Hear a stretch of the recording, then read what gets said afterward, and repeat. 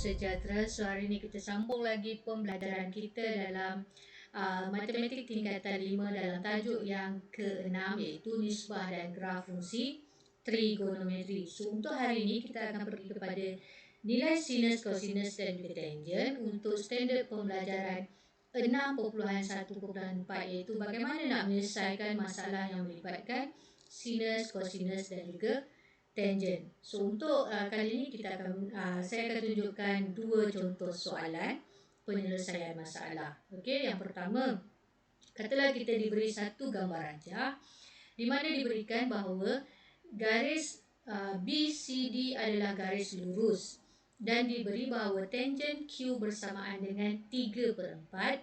Diminta kita untuk menghitung nilai bagi sin P.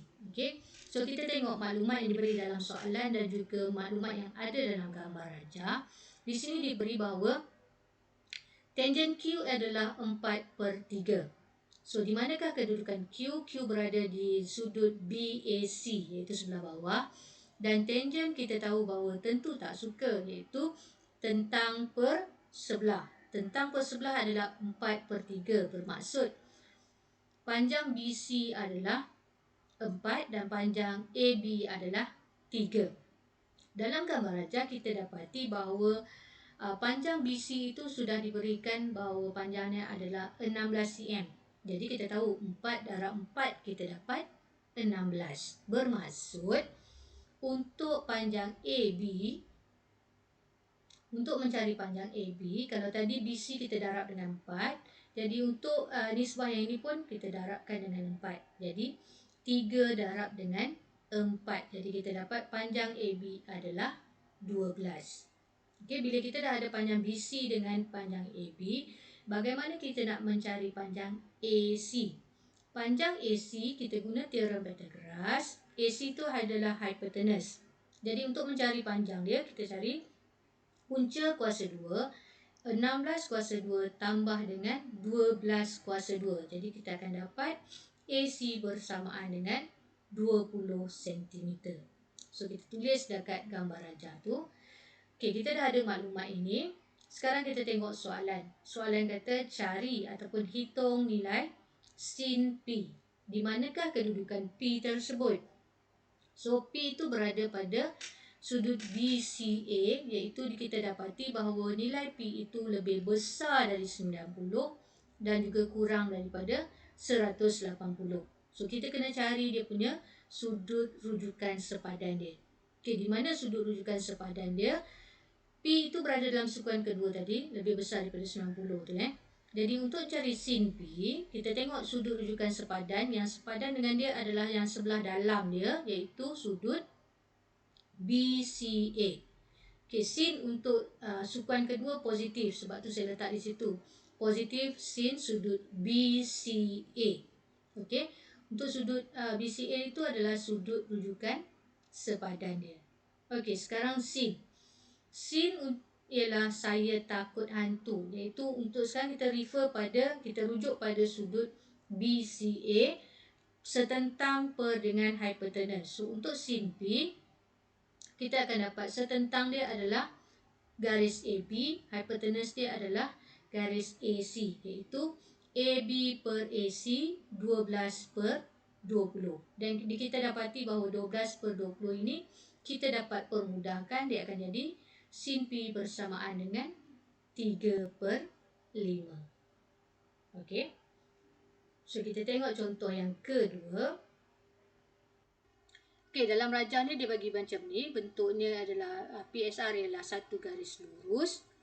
Okey, diberi pada kita sin sudut RQS ialah 12/13 dan juga cos sudut QTP adalah negatif 5/13. Okey, soalan minta kita mencari panjang TQ.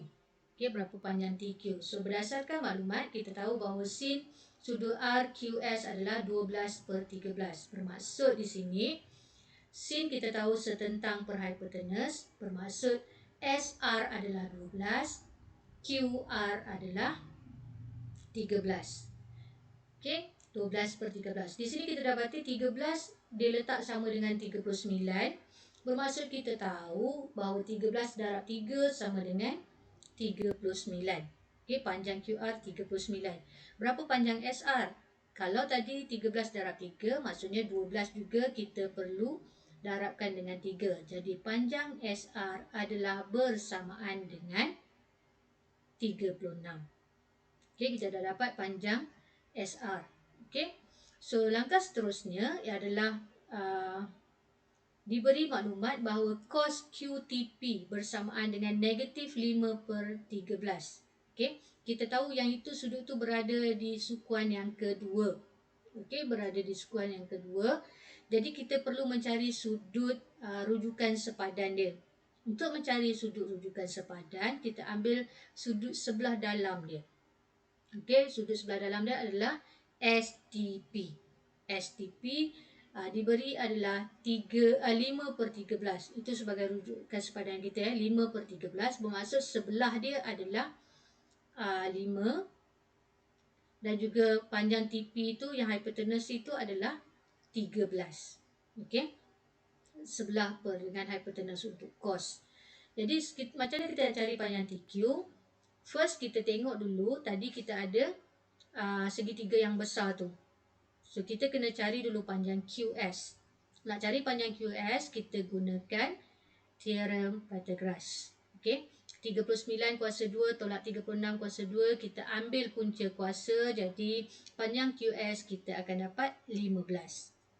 Tadi kita dah tahu bahawa panjang TS dia dah bagi adalah TS tadi adalah 5.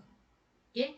So untuk mencari panjang TQ, QS tolak dengan TS, iaitu 15 tolak 5, jadi kita akan dapat panjang TQ adalah 10 cm. So ini adalah dua contoh soalan penyelesaian masalah melibatkan sin, cos dan juga tangent. Okey, untuk langkah seterusnya kita akan sambung dalam slot yang akan datang.